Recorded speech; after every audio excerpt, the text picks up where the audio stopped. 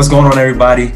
Andre Toran here again with my boy Neal Scott, part of Brothers Rising Uphill.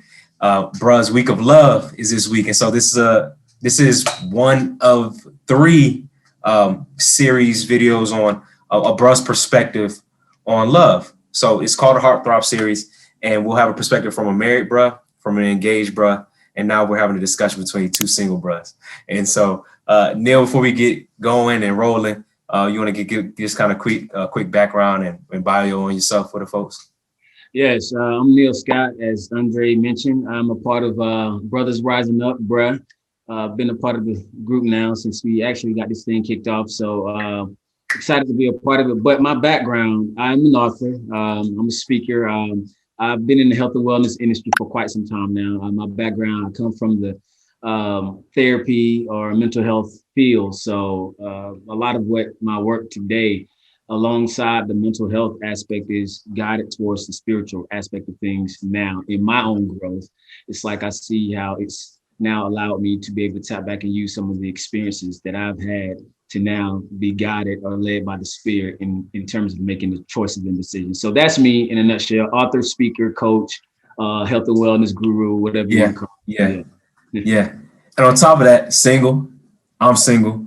Approaching Valentine's Day, and so I know for a lot of people out here in the world that day can be kind of cold for folks that don't have them a somebody. And so for starters, to start our discussion, man, my overarching question is, what does Valentine's Day mean to you? Like, what does it mean to us?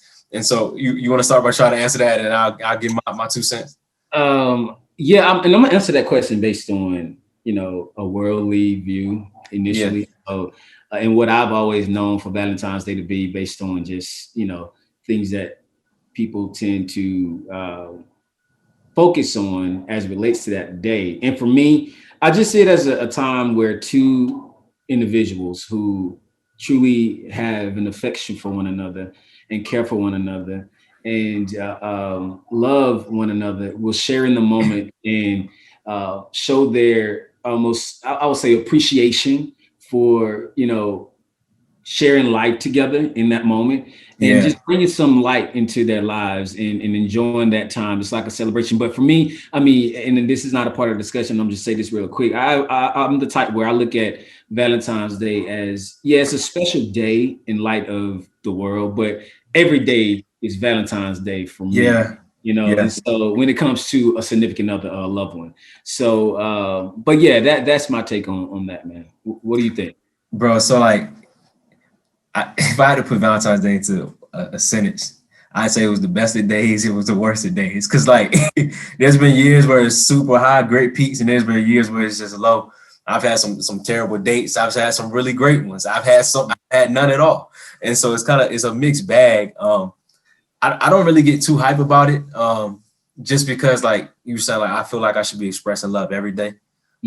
Beyond intimate love and romantic love, I feel like, especially as a believer, I should be trying to love people to the best of my ability. That's easier said than done. I'm not saying that happens, but to pour all our attention on loving somebody to this one day, kind of through gifts and acts and things of that nature, I don't think it's really super effective, and it's really transactional, man. Because I agree, man. And then sometimes it comes to a point on this day that there's an expectation from your loved ones, and it's also, some people even make it a competitive thing where they want to show off their gifts and show what their loved one had bought them. And it can become a bit much in the sense that if it's not based on that true foundation of what love truly means, then you allow the superficial things, or you allow the materialistic things to drive that moment, versus it being about just the two of you sharing in what it really means to love one another. So I think for me, it's not about the gifts and all that I receive in that moment. It's more so about the sharing of our space and time with one another that matters the most. Because like we said, if you are truly loving them for all the right reasons, every day will seem like a Valentine's Day. And so I just, that's my take on that. And I think it goes much deeper than that too, because when you talk about the competition and doing things and giving things physical, like I think you have to also understand your partner's love languages, because if they're not a person that likes gifts and you out here giving gifts, Right. why they not reacting a certain way that's not third, or respecting physical touch or quality time, and they out here just giving you words of affirmation. Like if Right. online, then it could go down the pipe really fast, man. So That's for you. That's a great point, man. Love languages are for yeah, sure. Yeah. I just think the holiday in itself is just a really loaded holiday with so many different things going on, man. So, but let's go ahead and move to our next question, bro. As a single Christian man, as a believer, a follower of the way, how do you approach this holiday? Because in a worldly sense, being single, you can be out here choosing to be bitter on the day. Hey, like, I'm gonna hook up with somebody because like I don't got nobody, but I can go out with her. I take out to dinner. I expect to lay down with it in the night because I took out to dinner. That's why I was talking about it being transactional. Right. I mean, shoot, you could take a picture of your ex, the Hooters, and put it up. You get a discount on wings. Right. But as a Christian man who's single, how do you approach the day? Really, for me, I don't even approach it with any sort of way or method, or I don't approach the day to say, okay, it's Valentine's Day. I'm a single man.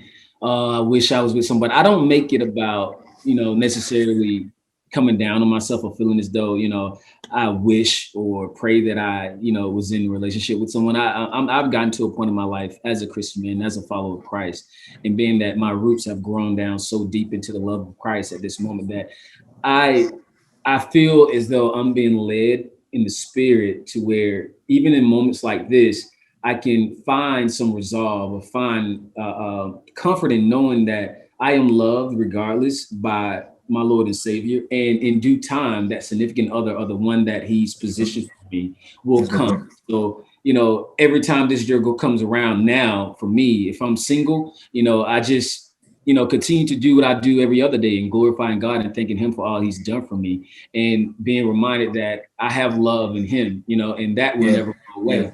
And at the same time, if I am reminded of that, I know as a single man, I can find comfort in knowing that, this is another day where God gets the glory no matter what. And so I don't allow, what I see in the world as it relates to this day to dictate or control my emotions in that moment. So that's how I continue to keep myself rooted in love of God versus the love of what this day means from a worldly perspective.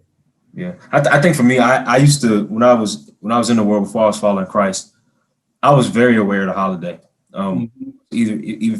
Especially if I was out of a relationship, because I'm like, dang, well, these ain't coming up. I'm gonna have to either take myself out, treat myself, or kick it with my boys. I remember my freshman year of college, me and my roommate, or one of my best friends in high school, we actually went to a restaurant together. It was hilarious, and like we were just wallowing in our, just kind of wallowing in our shame as far as like not having nobody. But now it's like you said, it's just like, okay, it's a Thursday, it's a Wednesday, like it's just okay. But I would be lying, and this is an advice I would give to the other single men in general.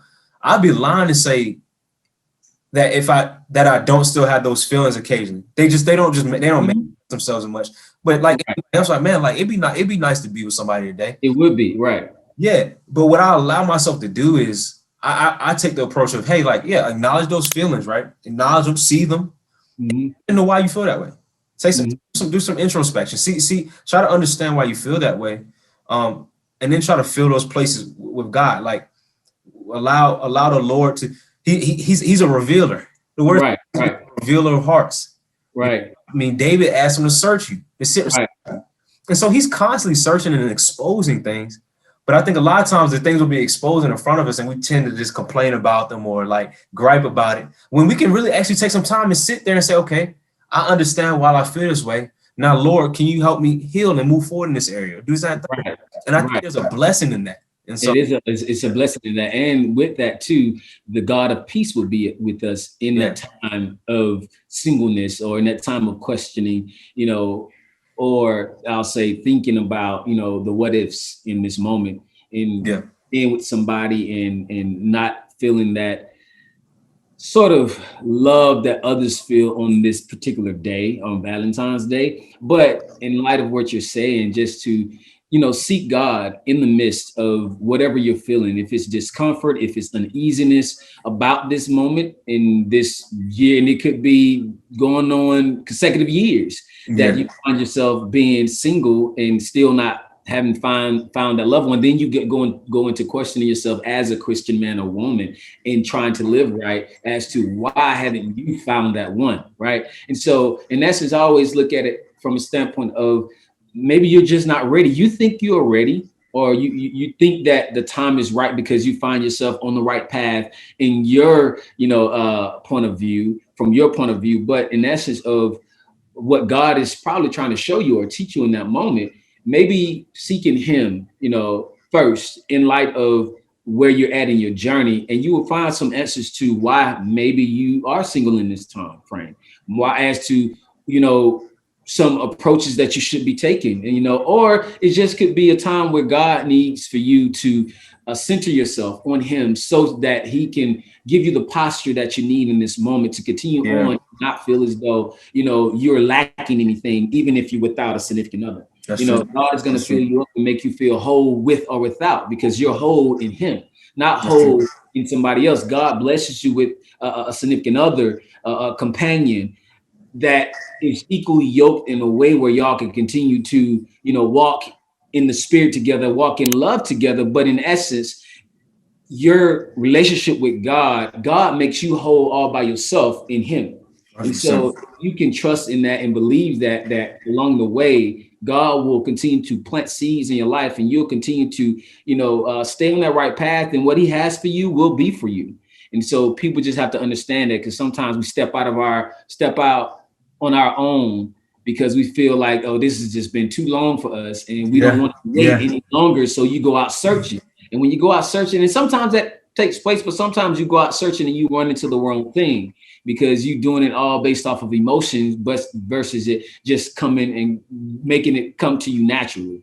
So, and that's clear. And I'm gonna wrap up on this point. Like, there's a reason why he tells us to seek the kingdom first. Right. And there's a reason he tells us to do that, because when you talk about going out here and looking out, trying to seek something that you deem as to be a need in your life on your own, right? We choose to seek that thing on our own and not the kingdom, we are then trying to answer our own prayers. We're then trying to create miracles on our own, right? And that is the definition of sin. The definition of sin is like, I have a need and I try to fulfill it on my own. It doesn't work or doesn't pan out the way I wanted to, or there's consequences that come with it. That is sin in a nutshell. It is. So I think as we approach this day, man, I think it is important to seek the kingdom, whether you're in a relationship or out. Right. Either way, he's going to provide for what, man. And so that's all I got for you, brother. You got something to say for the road? Well, man, you just actually ended it well in terms of anybody on this day, on Valentine's Day, that's, questioning or wondering, when their significant other is going to come. Yeah. Like you said, just seek first the kingdom of God and allow God to guide your heart and mind in Christ Jesus, and everything will be revealed over time. And that's kind of hard to say for someone that's longing to be with someone. But it's the truth. It's the truth. And I think if you abide in that and listen to that and obey that command, the fruit that God has for you will begin to take root.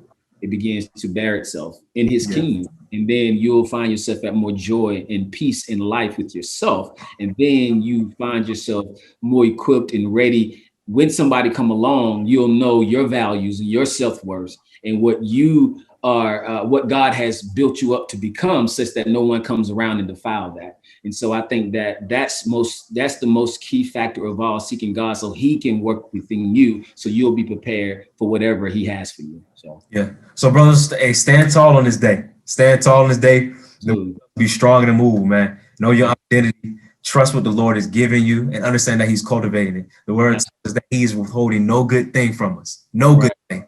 So if it ain't the right time, it just ain't right time. But continue to seek the kingdom. I appreciate y'all checking in to the Hearthrob series, a brother's perspective on Valentine's Day. We love y'all. Tune in again. Much love. All right, peace.